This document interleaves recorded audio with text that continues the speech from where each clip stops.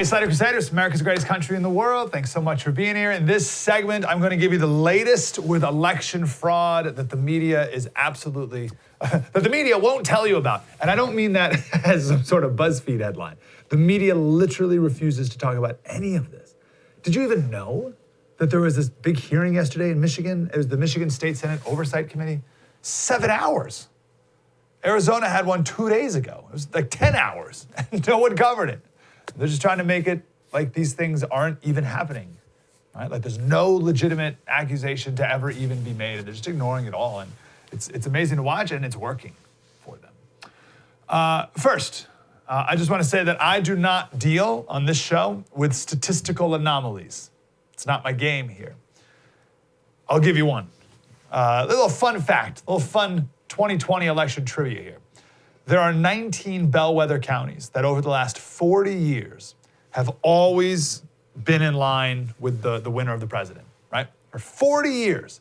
If this county goes blue, the Democrat wins. If this county goes red, the Republican wins, which is a lot because it bounces around, right? So it's like a swing county, bellwether county. For 40 years, there's been 19 counties that got it right every single time. In this election, 18 of them went for Trump. 40 years they've gotten it right.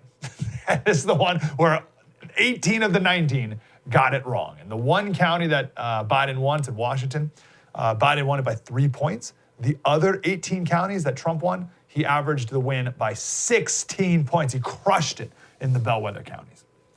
If you broaden it out a little bit, of the bellwether counties since the year 2000, so just the last 20 years, there's 58 bellwether counties. Trump won 51 of those 58, an average of 15 points. And Biden, the 7 that he won, he only won by an average of 4 points. Statistical, a little trivia, okay? Now, you can't go to the Supreme Court with that. You can't go to the Supreme Court and say, hey, Supreme Court, there were 27 toss-up congressional races. Republicans won all 27 of them, but Trump lost? That seems fishy. Like, you can't play that game. What do we deal with here? I deal with the law and numbers. I'm not here for statistical anomalies because anyone could explain those away, right? Anyone could explain it away and just be like, oh, well, there was a big get out the vote drive in Atlanta. And, oh, yeah, bellwether counties, you know, Trump's a different kind of candidate. 2020 is weird. And that's right. I deal with the law and with the Supreme Court. And I'm interested in how the law and numbers. And I'm interested in how the Supreme Court's going to rule. So I got 3 cases here that I'm certain, well, 2 I'm 100% certain, that the Supreme Court will rule in Trump's favor on. So let's go over these quickly.